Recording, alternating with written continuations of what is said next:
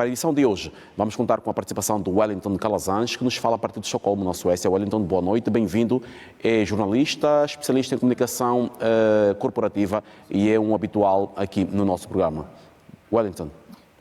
Boa noite, David Temudo. Boa noite ao professor Almeida e a você assistindo a Conexão Angola. É sempre bom estar aqui e vamos ao debate. Wellington, obrigado então por esta presença, mais uma aqui no Conexão Angola. Wellington, esta situação é dramática e continua também na agenda do próprio Conselho de Segurança das Nações Unidas. Portanto, o próprio secretário-geral da ONU a denunciar as várias violações dos direitos humanos neste conflito. Há um drama terrível a assolar os refugiados ou deslocados neste país africano e também cada vez mais denúncias o drama de refugiados que preocupa a comunidade internacional, sendo que as tréguas que foram conhecendo, bastante ténues e curtas, foram para permitir que se garantisse ajuda humanitária aos civis, mas não tem sido suficiente. Que fim é vista para o Sudão, Wellington? David, o professor foi muito feliz quando ele fez a síntese dessa tragédia e você acaba por reforçar aquilo que eu tenho que falar aqui para o nosso público como algo extremamente grave. Não há realmente uma luz de paz diante de toda essa situação de instabilidade, que não é de agora, não é? Somente agora houve esse confronto entre as tropas das forças para a liberdade e mudança, né? E também as forças nacionais do país. E com isso, David, nós estamos testemunhando, como você falou, uma catástrofe humanitária que merecia muito mais atenção de todos os países do planeta. Sabemos, e já falamos sobre isso aqui, que a situação no Sudão é uma situação errada na hora errada, não é? Porque o que está acontecendo no Sudão tem sido sufocado pelos interesses diretos de países europeus e ocidentais, de um modo geral, por causa da guerra que está em curso na Ucrânia. Com isso, os números são números de tragédia, com uma massa de pessoas completamente sem rumo. O número de refugiados já consegue contaminar os países vizinhos, o que é muito grave. A instabilidade interna, a falta de acesso à alimentação, medicamentos e todas as outras necessidades básicas também tem sido exposta todos os dias. E, David, é realmente algo que as Nações Unidas deveriam se preocupar mais, porque eu lendo recentemente alguns artigos da imprensa no Sudão, eu vi que um proeminente líder das Forças para a Liberdade e Mudança, FFC, né, Yassi Arman, ele pediu a construção de uma frente civil unificada no país para acabar com a guerra e avançar nas tarefas de transição democrática no Sudão. Ora, David, esse tipo de pedido vem sendo reforçado não só pelas Nações Unidas, né, mas pela União Africana, os líderes da União Africana, que vem tentando encontrar uma solução para o problema. Temos a Arábia Saudita, que também já tentou, por causa dos laços religiosos que os países possuem. Então, até aqui, nenhum desses países obteve êxito na busca por este fio de diálogo. Os Estados Unidos da América declaram preocupação e interesse em promoção da paz. Ao mesmo tempo, as armas que chegam no Sudão são armas norte-americanas de um lado do problema. Então, estamos aqui também diante daquela situação, né, que até mesmo quem se apresenta como um potencial moderador é, na verdade, um patrocinador do conflito. E o Conselho Soberano Sudanês anunciou há pouco mais de 2 semanas, que está pronto para interromper a guerra com as forças de apoio rápido, sob a condição de que essas forças de apoio rápido cessem os ataques a civis e se envolva num diálogo político inclusivo. Não há ambiente para isso. Então é tudo muito utópico, David. As soluções apresentadas até aqui, elas estão muito no campo da retórica.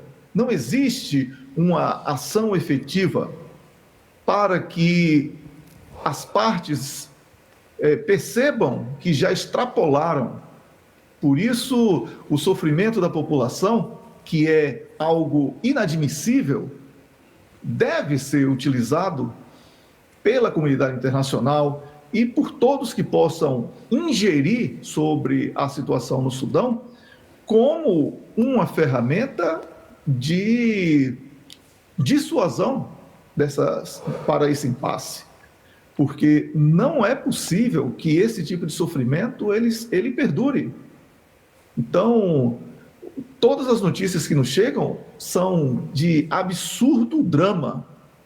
Então, agora temos a notícia, por exemplo, que o Tribunal Penal Internacional, ele tem ameaçado processar as forças, os quadros, né, do TPI, por causa de inúmeros crimes que tem cometido de maneira, inclusive, arbitrária contra civis. Foram, pelo menos, 87 pessoas sob essa condição. Ora, David, esses números são subestimados. Os números são muito maiores. E o que temos aqui, para além dessa imprecisão com números sobre mortos, deslocados, percentual de pessoas com dificuldade no acesso aos mantimentos que têm sido, com grande dificuldade, doados ao país, e a falta até mesmo de corredores humanitários. Então, o cenário é dramático no Sudão e precisamos, e eu quero, inclusive, parabenizar aqui o programa Conexão Angola, porque tem pautado esse tema do Sudão em diferentes edições. Isso é um contributo muito grande, porque esse problema deve chegar a mais pessoas. Não podemos admitir que uma catástrofe como essa continue acontecendo. Wellington, eu, no esteio do que esteve a dizer, tendo eu percebido bastante bem o que nos acaba de explicar, eu quero voltar a colocar a mesma questão noutros termos. Wellington, o Sudão foi dos últimos países a viver na chamada onda das primaveras árabes, portanto, com a destituição do presidente Omar al-Bashir, uma situação que não trouxe qualquer benefício para qualquer dos países africanos ou do Médio Oriente onde estas primaveras se observaram. Portanto, estamos aqui diante de um tema que nos leva a refletir de que as democracias devem ser próprias de cada país? Sem dúvida. Democracia não é um kit do McDonald's, que a pessoa vai num drive-thru e pede e sai democracia num saquinho para você levar para casa. Democracia é cultural. Inclusive, é preciso que os países, especialmente africanos, comecem a abolir essa palavra democracia como a solução para os problemas internos. É preciso falarmos em liberdades, porque a liberdade de uma pessoa começa quando termina a liberdade de outra. E é essa disciplina que o Estado é capaz de gerir, que impede que qualquer grupinho, qualquer grupelho sinta no direito de contestar de maneira violenta e possa tentar ingerir sobre governos eleitos democraticamente, já que a expressão democrática é a única que vale para o padrão internacional daquilo que é aceito como a escolha dos representantes de uma nação. Ora, David, o que era a Líbia antes dessa catástrofe que aconteceu com a NATO invadindo e destruindo aquele país? O que era o Iraque antes? Não é? Então, são esses pequenos detalhes que nós precisamos trazer para o debate a todo instante, porque a demonização de povos e de políticos tem sido uma arma da comunicação social na busca de controlar outros países numa espécie de neocolonização que é eletrônica. Então, eu respondo que essas primaveras são ferramentas de destruição de outros países para o roubo das suas riquezas. E as cores não são mãos invisíveis, existem cores nessas mãos, todos nós conhecemos e todas elas estão ainda mais vermelhas por causa do sangue que tem derramado durante e após essas primaveras, David. Obrigado, Wellington. E justamente nesta linha de pensamento eu quero passar para o Wellington. O Wellington citou aqui questões de exemplos, por exemplo, que têm a ver com a situação do Iraque.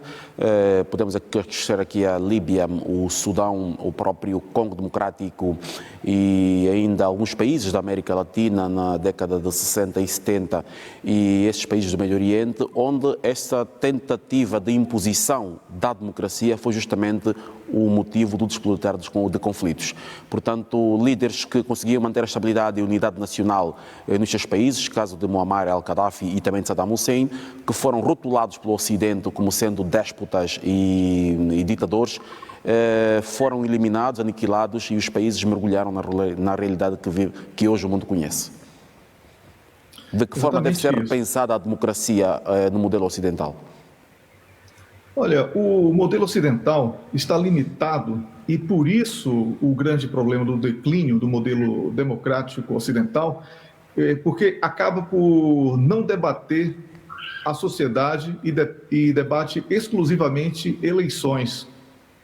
E a sociedade vive um eterno debate eleitoral, não debate questões que atingem diretamente as suas vidas. E por isso não compreendem as circunstâncias em que determinados problemas ocorrem. Então, num contexto de guerra, por exemplo, é incomum que muitos cidadãos em alguns países questionem inflação, falta de acesso a determinados produtos e serviços, porque eles não estavam debatendo de forma regular os problemas internos e internacionais, porque o debate eleitoral ocupa praticamente toda a comunicação social logo depois que um governo é eleito. Então, não existe hoje um debate na imprensa ocidental, David, que comente sobre economia, sobre as razões para o declínio da sobre, produção Wellington, nacional. sobre a vida real das pessoas. Eu aqui quero acrescentar ao que está a dizer. Por exemplo, os Estados Unidos da América no próximo ano vão a eleições novamente e o debate hoje continuam a ser as eleições passadas entre Trump e Joe Biden. O Brasil já está com um novo presidente há cerca de um ano e meio e o debate continua a ser as eleições passadas. As eleições passadas até que a nova eleição esteja próxima, para que ela seja o tema. Então, a democracia no modelo ocidental hoje mata o debate sobre política, porque o debate sobre política enriquece uma sociedade em todos os aspectos e o debate eleitoral ganha com isso uma situação de divisão do país, não é? Fica um lado azul contra um lado vermelho, normalmente, nas sociedades ocidentais, e as pessoas são divididas por preferências de nomes e não de propostas e de cores que representam partidos. Isso é muito pouco para dizer que é um modelo democrático que deve ser seguido. Então, cidadãos ocidentais começam a olhar com bons olhos para a liberdade do direito de ir e vir, porque se você for olhar que em regimes monocráticos não existe um índice de violência elevadíssimo nas ruas, não existe assalto, não existe uma série de coisas, muitas pessoas começam a acreditar que isso é melhor do que uma falsa, ou uma aparente, pelo menos, liberdade, onde as pessoas se dizem livres, mas até mesmo no cerceamento à informação já é uma realidade, como colocou muito bem aí o professor Almeida. Obrigado, Wellington. E é consigo que vou continuar justamente porque a Suécia continua a ser notícia esta semana a nível do panorama internacional, depois que então presenciamos ou assistimos a mais uma cimeira da NATO que teve lugar em Vilnius, onde então a Turquia acabou por dar luz verde à adesão da Suécia à NATO. Portanto, uma posição por muitos não esperada e que surpreendeu o mundo, a forma tão fácil e aberta como a Turquia, que impunha algumas condições, acabou por dizer que sim, que aceitava a entrada da NATO, melhor da Suécia na NATO, depois de já o ter feito com a Finlândia. Portanto, lembramos aqui que a Turquia também tem um regime muito próprio e que exige dos seus pares algumas condições na relação entre os dois Estados. Então, a Turquia aqui a ver que Suécia e Finlândia compreendem a forma de estar e de ser política na Turquia e que, portanto, não há qualquer objeção. Portanto, a Suécia será o próximo Estado-membro da NATO, portanto, o 32º, e uma reunião que também fica marcada por uma frustração manifestada de própria voz do presidente da Ucrânia, Volodymyr Zelensky. Vamos começar pela Suécia, já que eu estou aqui, né? A Suécia fez de tudo nos últimos meses para não ser aprovada pela Turquia como membro da NATO. Né? Fazia toda uma propaganda de que quer, de que estava lutando, etc., mas autorizou queima de Alcorão, não autorizou a extradição de nomes listados por Recep Tayyip Erdogan da Turquia para que aquele acordo que foi feito no ano passado pudesse ser cumprido na sua totalidade, entre outras coisas. Então, David, a palavra do presidente Erdogan foi dada, mas eu aqui, conversando com alguns colegas da imprensa local, prefiro esperar que o parlamento turco consolide essa adesão da Suécia, tá?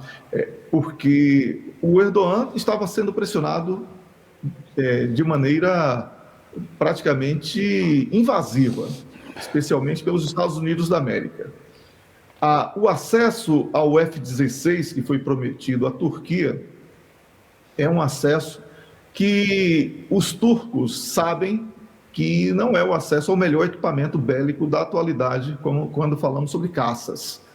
Então, não está ainda na NATO. Vamos aguardar porque um jornal importante aqui da Suécia fez uma manchete que resume basicamente esse meu pensamento. Eu vi isso hoje quando eu estava lendo sobre o tema aqui para comentarmos. A Suécia saiu do não, sim para talvez um dia. Então, é mais ou menos essa situação que nós estamos vivendo aqui na Suécia, porque a NATO precisava sair dessa cimeira com alguma coisa positiva para parecer que não acabou e que não perdeu uma guerra. Porque todos queriam que o anúncio feito fosse da inclusão da Ucrânia como país membro. Essa situação da Suécia, ela foi retardada para essa cimeira, para ser anunciada como país membro, mas ainda com pendências, apenas para não dizer que a NATO foi esmagada no campo de batalha pela Ucrânia. É uma realidade. Então, Volodymyr Zelensky sai com a promessa de um dia, se a guerra acabar, ou quando a guerra acabar, se a corrupção acabar na Ucrânia, ele poder ser um país membro. Ora, isso não é prazo, isso não é absolutamente nada, não é? É como se eu tivesse um bilhete não pago da loteria e dissesse a alguém que ela iria um dia ficar rica. É a mesma coisa. Então, David, a situação da Ucrânia, para mim, é uma situação humanitária em que Volodymyr Zelensky vendeu a vida do seu povo por uma aventura que é lutar contra uma das maiores potências bélicas do planeta, que é a Rússia, a partir da crença de que um dia seria um país membro da NATO, e agora com tantas vidas perdidas, ele ouve um não. É apenas uma versão adaptada daquilo que a Polônia fez na Segunda Guerra Mundial, quando Inglaterra e França prometeram proteção para os poloneses e depois fingiram que eles não existiam.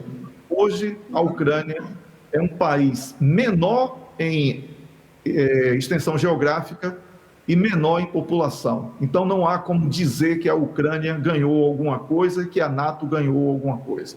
É uma derrota atrás da outra todos os dias e a imprensa deveria ser mais séria e noticiar isso do jeito que está realmente acontecendo. Obrigado, Wellington. David, eu vou pedir a palavra, já que o professor saiu aí, para fazer uma pequena correção. Eu fui informado aqui pelo nosso público, através das redes sociais, que eu falei sobre a NATO esmagada pela Ucrânia, mas eu queria dizer pela Rússia. Pela Rússia. Tá? Em solo ucraniano, tá? Era isso que eu queria dizer. Então, fica aqui enquanto o professor cai e tenta se recuperar aí dessa conexão, eu quero dizer, David, que quando eu falo que a Suécia lutou para não entrar na NATO,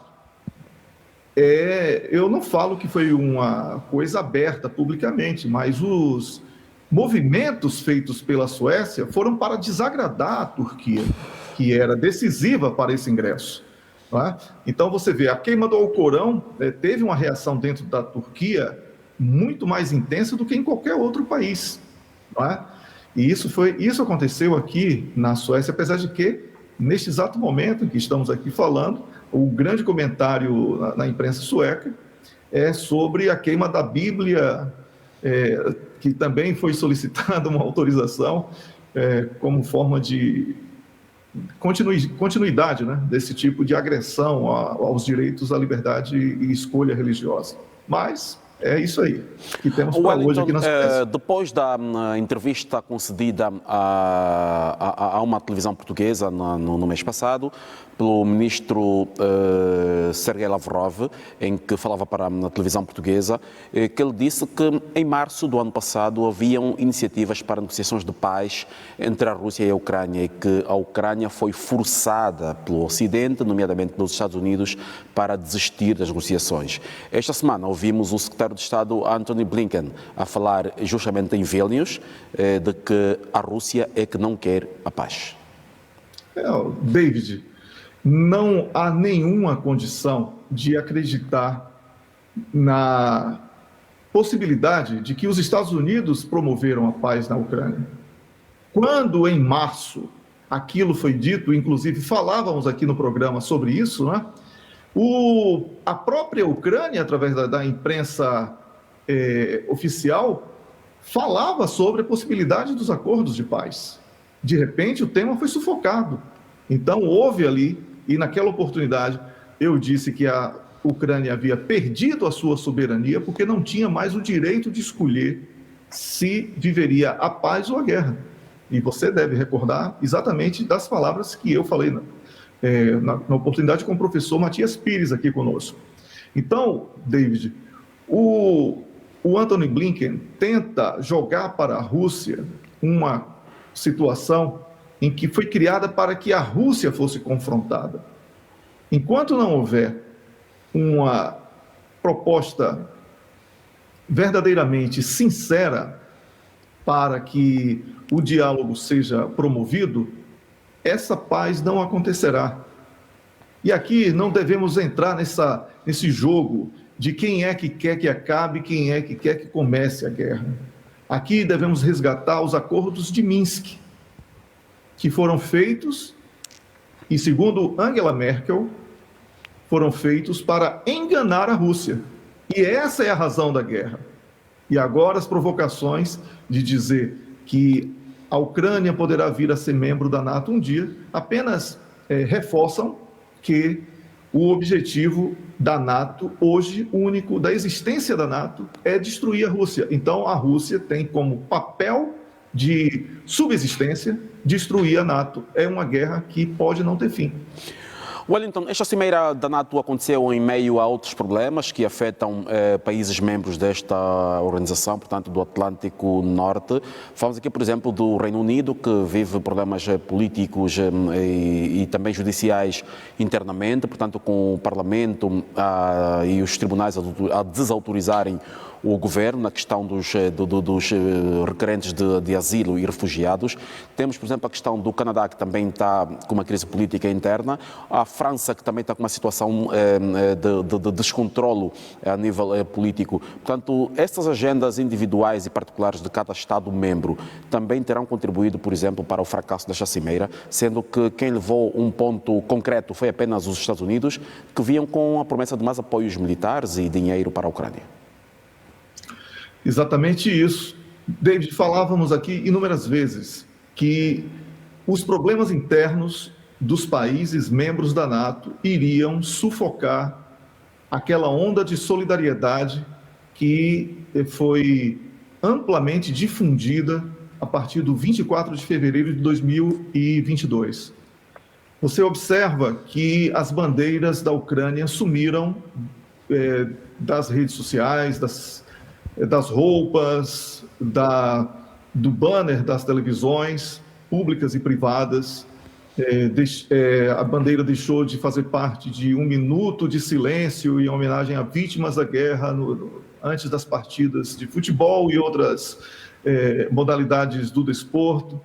Então, David, os problemas internos mostram claramente que o apoio da NATO à Ucrânia foi simplesmente jogar dinheiro fora.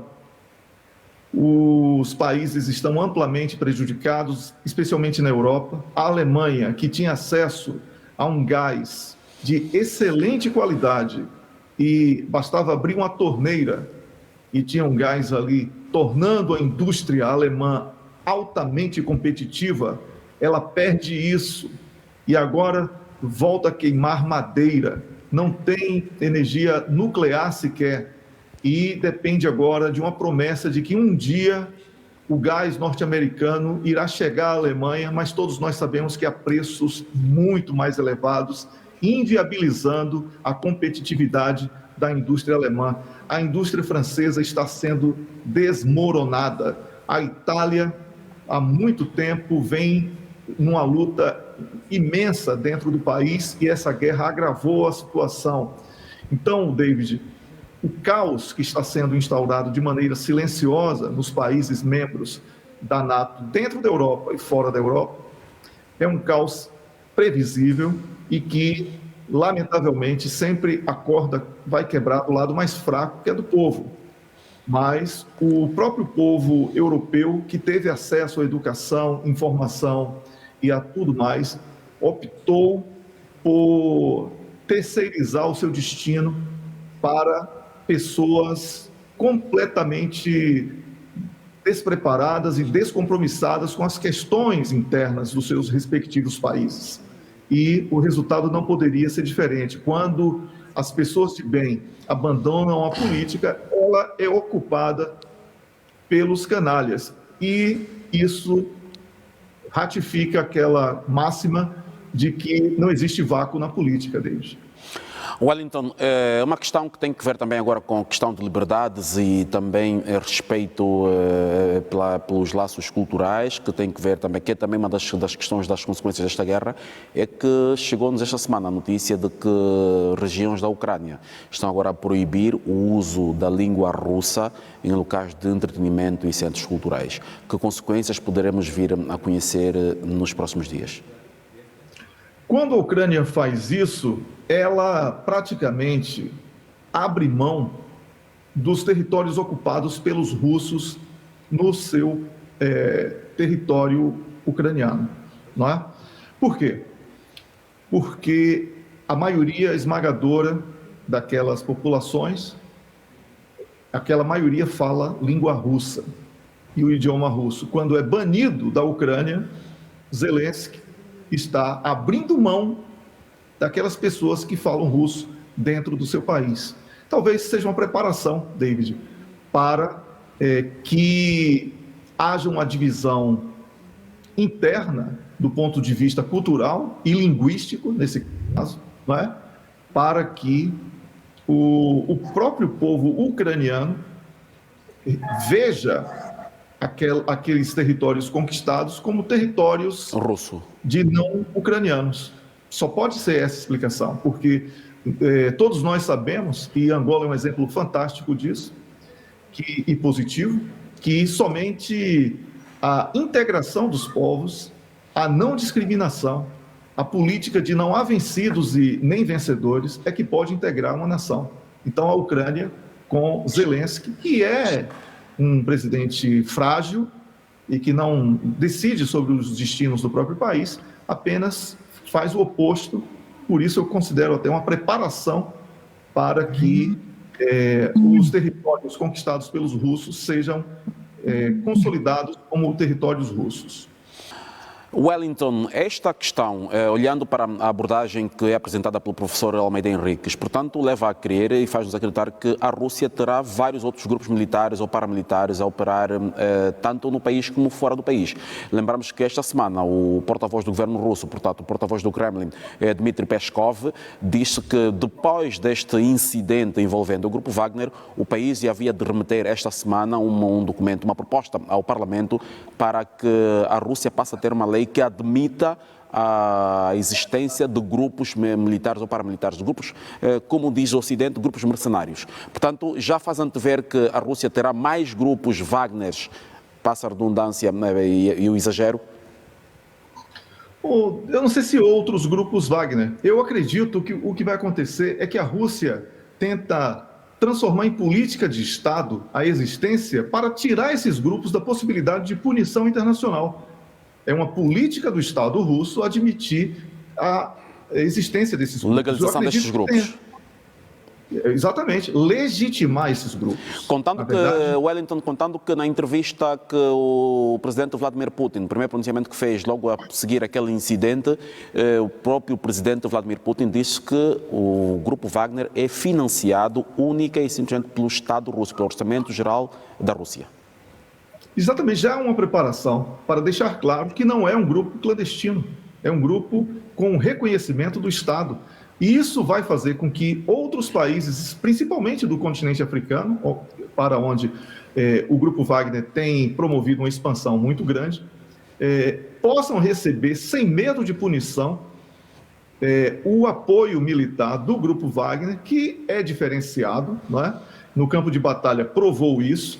E eu fico surpreso, David, com o fingimento, né, das pessoas, porque o Blackwater é um grupo mercenário dos Estados Unidos da América. Né? E que está presente em várias partes do mundo também. Perdão? E que está presente em várias partes do mundo. Exatamente isso. Então só o Wagner, porque é russo, é que é mercenário, clandestino, etc. Existem outros, existem diversos. E a Rússia está tentando evitar que esse estigma de mercenário seja colado junto a um grupo tão importante e que tem apresentado no campo de batalha resultados acima até mesmo do prognosticado pelo governo russo.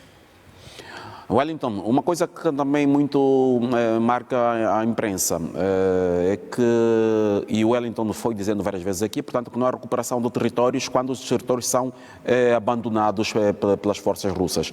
Mas o que vai fazendo manchete na imprensa ocidental é que, por exemplo, os ucranianos conseguiram recuperar mais 2 metros, mais 3 metros, mais 5 quilómetros de território. As forças russas. Mas o que se sabe é que, por exemplo, os territórios declaradamente ocupados e anexados à Rússia, estes não têm presença ucraniana. Exatamente. A propaganda ganhou força nessa tentativa de impor uma narrativa. O problema de uma propaganda de guerra, na verdade, são dois os problemas da propaganda de guerra. O primeiro é que quem faz a propaganda não pode acreditar nela. Se cometer esse equívoco, aí ele se perde. E isso tem acontecido com a NATO. Então, e o segundo aspecto que também deve ser levado em consideração é que a propaganda de guerra, ela só pode ser sustentada quando os resultados no campo de batalha contribuem para a construção de uma narrativa. Como é que a propaganda vai se sustentar se Javelins, Leopards,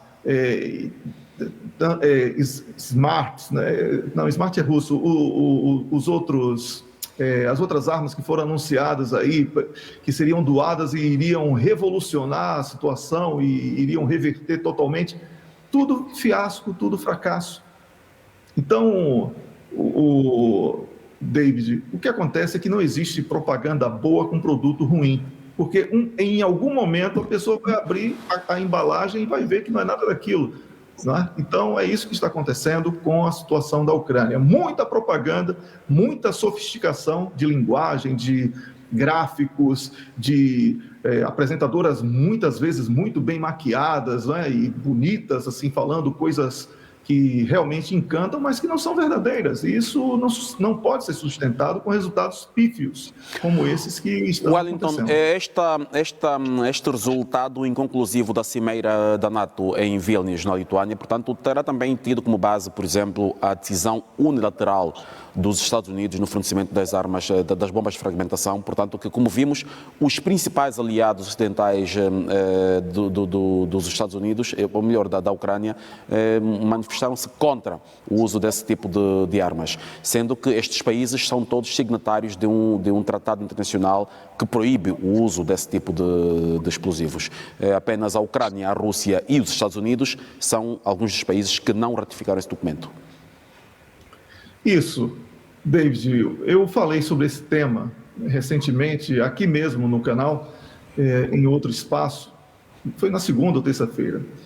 Quando um país envia bombas de fragmentação e diversos outros países membros da NATO são contrários ao uso dessa arma, isso destrói o sentimento de unidade que a NATO tenta passar para a comunidade internacional. Por quê?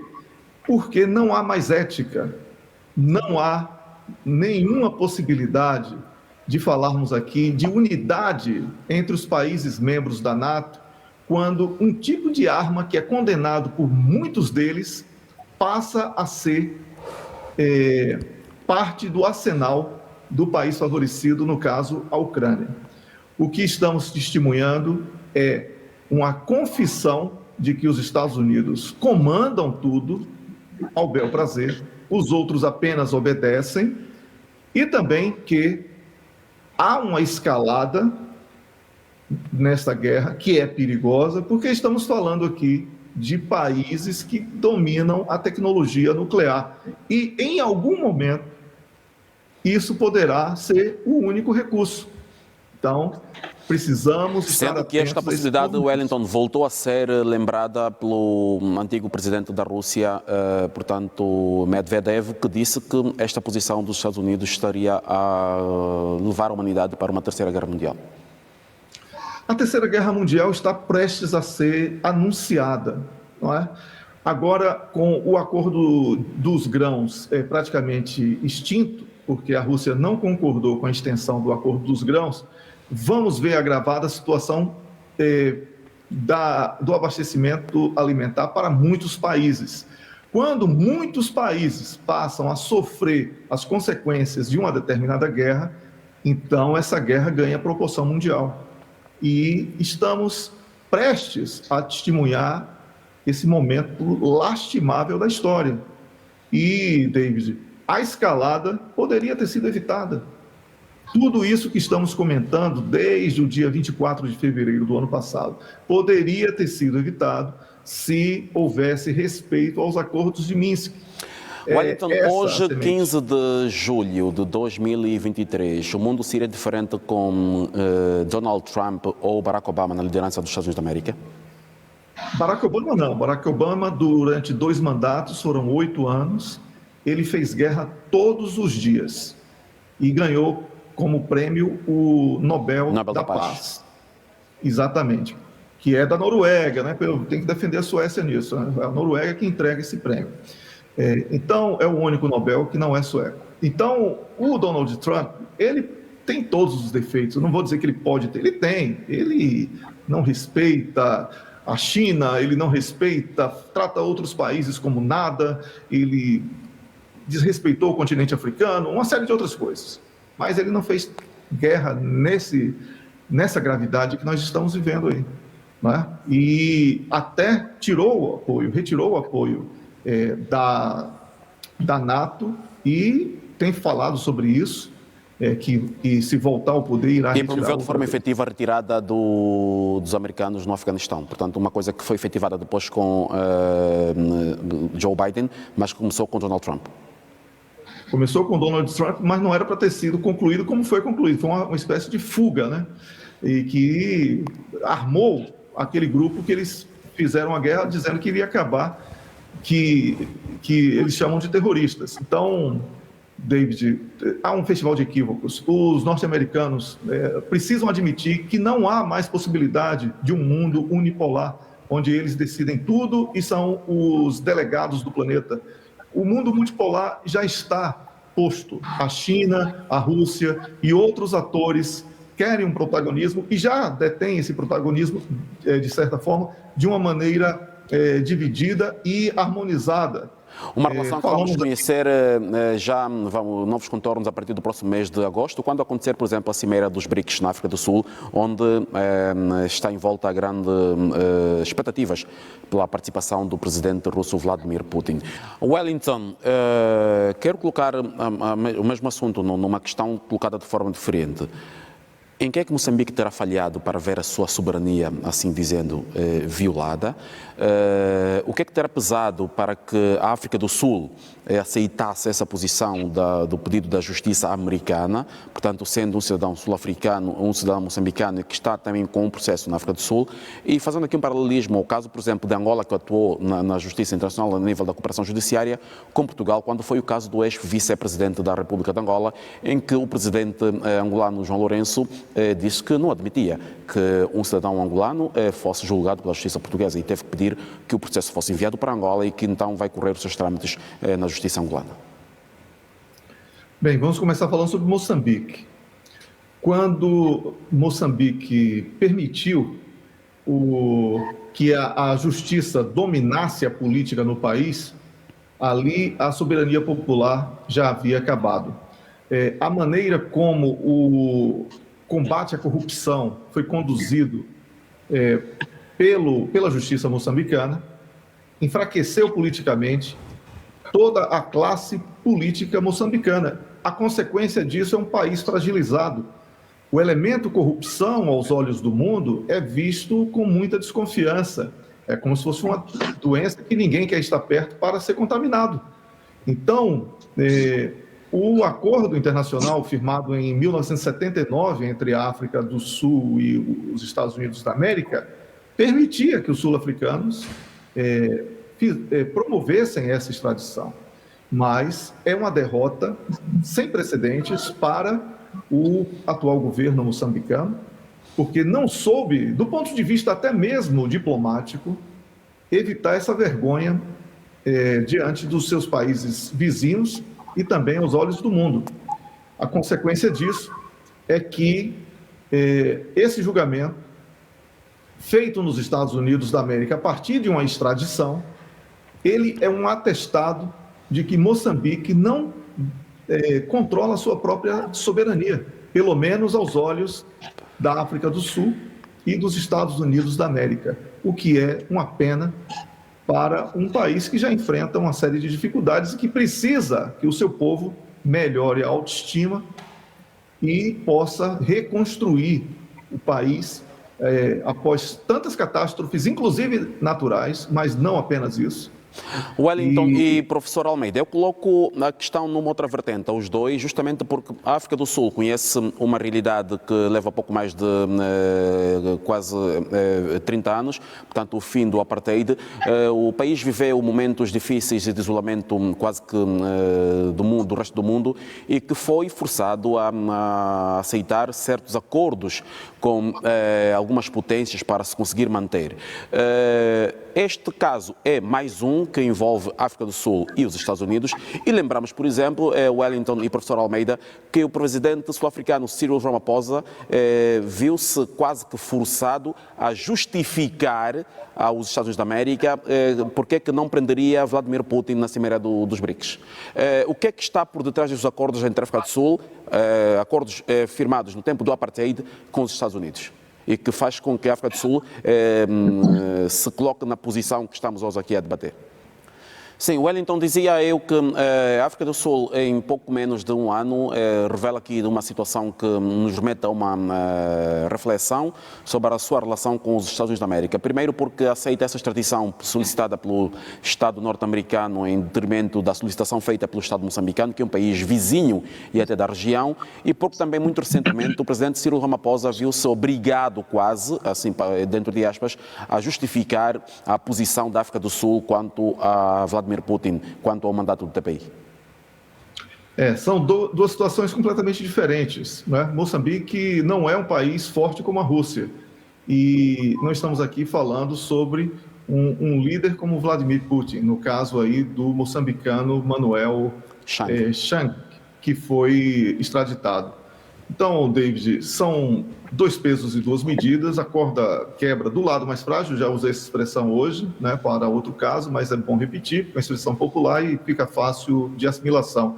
E que temos aqui a necessidade da revisão do Código Penal da África do Sul e dos acordos internacionais.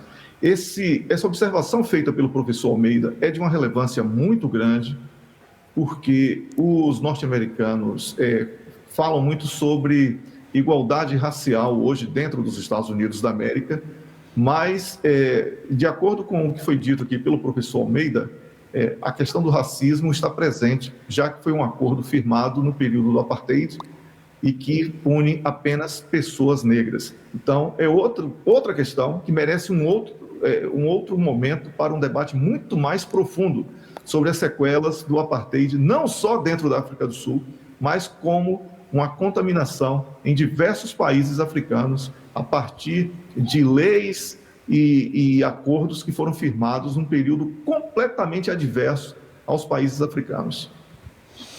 Obrigado, Wellington. É consigo que vou continuar, justamente para olharmos agora para questões que preocupam um pouco todo o planeta, que tem a ver com a onda de mau tempo, um pouco por todo o mundo. Várias regiões e sub-regiões vão vivendo realidades climáticas extremas. Nos países onde habitualmente faz frio, está-se em frio extremo, e onde faz calor também conhece-se calor extremo. Por exemplo, temos os países da região ibérica da Europa, com temperaturas acima dos 40 graus.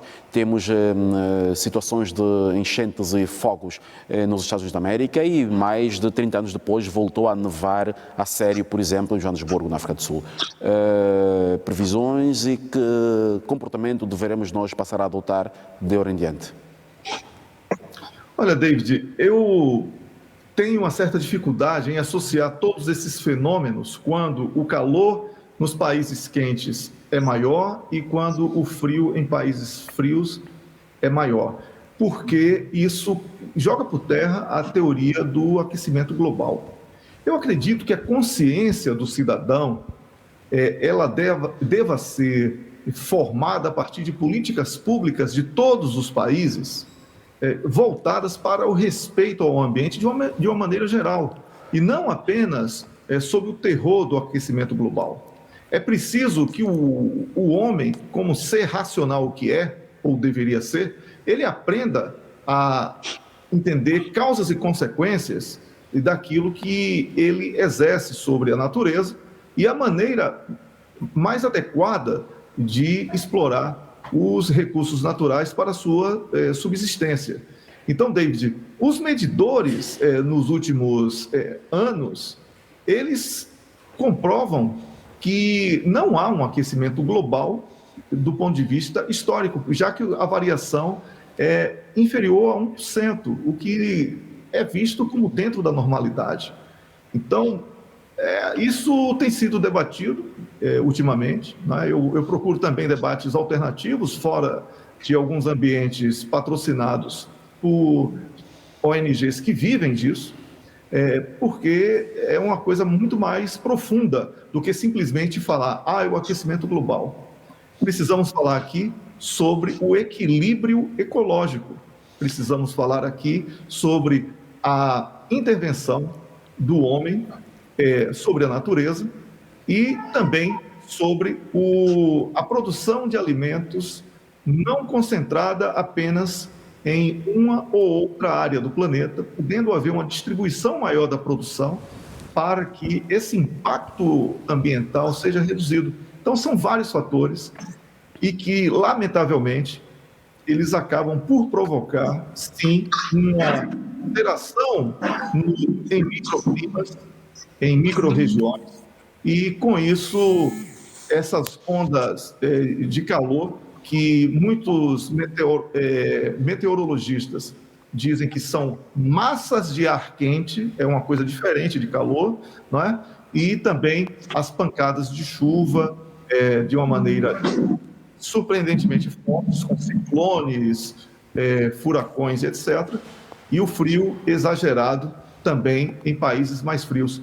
Tudo isso, David, leva à reflexão sobre a importância de entendermos a natureza como parte do ser humano. Nós somos pessoas complementares à natureza ou somos parte dela. Então, é preciso que haja essa consciência.